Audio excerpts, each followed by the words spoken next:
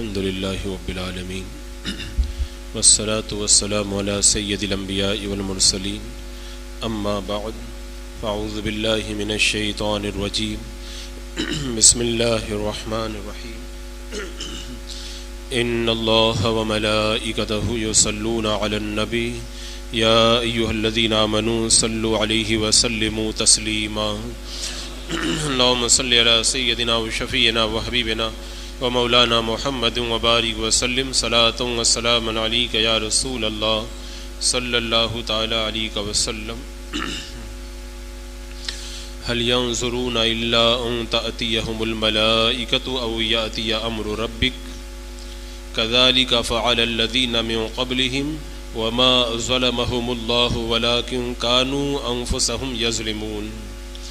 کس چیز کے انتظار میں ہیں مگر اس کے کہ فرشتے ان پر آئیں یا تمہارے رب کا عذاب آئے. ان سے اگلوں نے بھی ایسا ہی کیا اور اللہ نے ان پر کچھ ظلم نہ کیا، ہاں وہ خود ہی اپنی جانوں پر ظلم کرتے تھے. پچھلی آیات میں تذکرہ ہو رہا تھا کہ کس طریقے سے کافروں کو سمجھایا گیا، اس کے باوجود بھی وہ باز نہ آئے اور ہر طریقے سے شمع اسلام کو بجھانے کے لیے کوششیں کرتے رہے. تو اب ارشاد ہو رہا ہے کہ اے پیارے محبوب، جتنے آسان اور نرم طریقے کسی کو سمجھانے کے ہو سکتے تھے ان تمام طریقوں سے انہیں سمجھایا گیا، لیکن یہ کسی طریقے سے باز آنے کے لیے تیار نہیں. ان سے پہلے جن پر عذاب آیا ان کا انجام بھی ان کو بتا دیا گیا، اور انہوں نے جب جھٹلایا تو ان کو سزا کیا ملی وہ بھی ان کو بتا دیا گیا. پھر ان کی اجڑی ہوئی بستیاں اور ان کے وہ کھنڈرات جن پر عذاب کے نشانات اب بھی موجود ہیں، ان کو بھی وہ لوگ بارہا دیکھ چکے، اور ان کھنڈرات پر ان کا آنا جانا بار بار جو ہے ہوتا رہتا ہے. مگر ان تمام چیزوں کے باوجود یہ بری حرکتوں سے باز نہیں آتے، تو پھر یہ صرف ذلت کی موت کے منتظر ہیں. اور ان کی حالت یہ بتا رہی ہے کہ اب یہ ذلت کی موت کے علاوہ کسی بات کا انتظار نہیں کر رہے، بس انہیں انتظار ہے کہ فرشتے آئیں ان کی روح قبض کرنے کے لیے ہیبت ناک شکل کے اندر، اور پھر انہیں اللہ کے عذاب کے حوالے کر دیا جائے. اور یا پھر یہ چاہتے ہیں کہ اللہ کا فیصلہ آ جائے، اور ان سے پہلے کافروں نے جس طرح بیوقوفی اور حماقت کی اور وہ عذاب میں مبتلا ہو گئے، اسی طرح ان پر بھی اللہ کا عذاب ٹوٹے اور یہ نیست و نابود ہو کر کے رہ جائیں. اس کے علاوہ ان کا اور کوئی مقصد نہیں ہے. تو رب نے فرمایا کذالک فعل الذین من قبلہم، اگلوں نے بھی ایسا ہی کیا. جیسے ان کو سمجھایا گیا یہ نہیں مان رہے، اگلوں کو بھی سمجھایا گیا، وہ بھی کفر و شرک کے اندر مبتلا رہے، وہ بھی نہیں مانے، تو اللہ نے ان کو بھی عذاب میں مبتلا کیا. وما ظلمهم اللہ ولکن کانوا انفسهم یظلمون. اب جو ان پر عذاب آئے تو یہ اللہ کی طرف سے ظلم نہیں ہے، یہ ان کے کرتوتوں کی سزا ہے.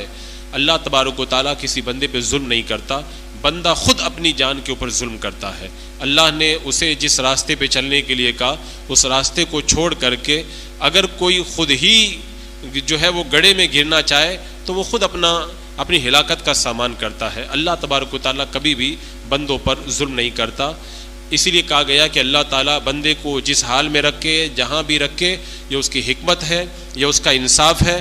اللہ تبارک و تعالیٰ بندے کو جس حال میں رکھتا ہے اس میں اللہ کا کرم ہی ہے. اور اگر دنیا کی کوئی تکلیف آتی ہے یا آخرت کا عذاب بندہ جھیلتا ہے تو یہ اس کی بدعملیوں کا نتیجہ ہوتا ہے. اللہ تبارک و تعالیٰ کسی بندے پر ظلم نہیں کرتا ہے. اور بتا دیا گیا کہ ہدایت کے لیے آخری نبی بن کر کے اللہ کے رسول علیہ السلام تشریف لائے. اب جو اللہ کے رسول علیہ السلام سے بھی ہدایت نہ پائے تو پھر اس کو کہیں پر بھی ہدایت ملنے والی نہیں ہے. اور آج ہم لوگ جس دور کے اندر زندگی گزار رہے ہیں، اس دور میں تو عالم یہ ہے کہ مسلمانوں کا ٹائٹل لگا کر، مسلمانوں کا نام رکھ کے، اور مسلمانوں کی جو عبادتیں ادا کی جاتی ہیں، نماز روزہ کرتے ہوئے بھی لوگ جو ہیں وہ اس طرح اسلام سے دور ہے کہ ان کا اسلام سے کوئی تعلق ہی نہیں ہے. اللہ تعالیٰ ارشاد فرماتا ہے فَأَصَابَهُمْ سَيِّئَاتُ مَا عَمِلُوا وَحَاقَ بِهِمْ مَا كَانُوا بِهِ يَسْتَهْزِئُونَ. تو ان کی بری کمائیاں ان پر پڑی اور انہیں گھیر لیا اس نے جس پر ہنستے تھے. یعنی یہ کافر جس عذاب کے اندر مبتلا کیے گئے ہیں، یہ اللہ تبارک و تعالیٰ نے ان پر ظلم نہیں کیا ہے، ان کی بری کمائیاں ان کے برے کرتوتوں کی وجہ سے ایسا ہوا ہے. تو اس سے پتہ چلا کہ بندہ اگر مصیبت میں گرفتار ہوتا ہے، عذاب میں اگر بندہ گھر جاتا ہے، تو وہ ظلم نہیں ہے، وہ اس کے کرتوتوں کی سزا ہے۔ جب تم برے کام کرو گے تو برائی کا نتیجہ تو سامنے آئے گا۔ مولانا روم رحمۃ اللہ تعالیٰ علیہ نے کہا تھا کہ بیٹا کبھی بھی برائی کا درخت مت لگانا، برائی کا بیج مت بونا، نہیں تو کبھی نہ کبھی جو ہے وہ برائی کا جو تم نے بیج زمین کے اندر ڈالا ہے، کبھی نہ کبھی وہ تناور درخت بن کر کے پھر تمہارے لیے تکلیف کا سامان فراہم کرے گا۔ اگر تم لوگوں کے لیے اچھائیاں نہیں کر سکتے تو کم سے کم برائیاں تو نہ کرو، خاموشی اختیار کر لو، تمہارا خاموش رہنا اس سے بہتر ہے۔ اور ایسے جو اس طرح کے بھونکنے والے لوگ ہیں ان کو بھی ہم یہی نصیحت کرتے ہیں، اگرچہ وہ کسی نصیحت کے لائق نہیں ہے، بلکہ انہیں ہم صاف طور پہ یہی کہتے ہیں کہ اگر تم کوئی اچھا کام کبھی زندگی میں نہیں کر سکے تو اپنی جو ہے وہ اپنے نامہ اعمال کو جتنا سیاہ کیا اتنا ہی رہنے دو، اس سے زیادہ مزید سیاہی اس کے اندر نہ بڑھاؤ، تمہاری خاموشی جو ہے وہ تمہارے لیے بہتر ہے، نہیں تو اللہ کا عذاب جو ہے وہ بڑا سخت ہے۔ جب ان بطش ربک لشدید، اللہ تعالیٰ جب پکڑتا ہے تو پھر کوئی چھڑانے والا نہیں ملتا ہے۔ تو فرمایا کہ جس پر وہ ہنستے تھے اسی نے ان کو جو ہے وہ آ کر کے گھیر لیا۔ کافر عذاب کا مذاق بناتے تھے، وہی عذاب ان کے اوپر ٹوٹ پڑا۔ کافر جس جہنم کو جھٹلاتے تھے اسی جہنم کے وہ جو ہے وہ اندر عذاب کے اندر مبتلا ہو گئے۔ اور آج بھی اگر کوئی اللہ تبارک و تعالیٰ کے کلام یا اس کے احکام کا کسی طرح مذاق بنائے گا اور اس کے اوپر بھونکے گا تو پھر اللہ تبارک و تعالیٰ کا جو ہے وہ عذاب اسی انداز کے اندر اس پر ٹوٹے گا اور وہ اللہ تبارک و تعالیٰ کے عذاب کے اندر اسی طرح گرفتار ہوگا۔ اللہ تعالیٰ ایسے خبیثوں سے ہمارے ایمان کی حفاظت فرمائے۔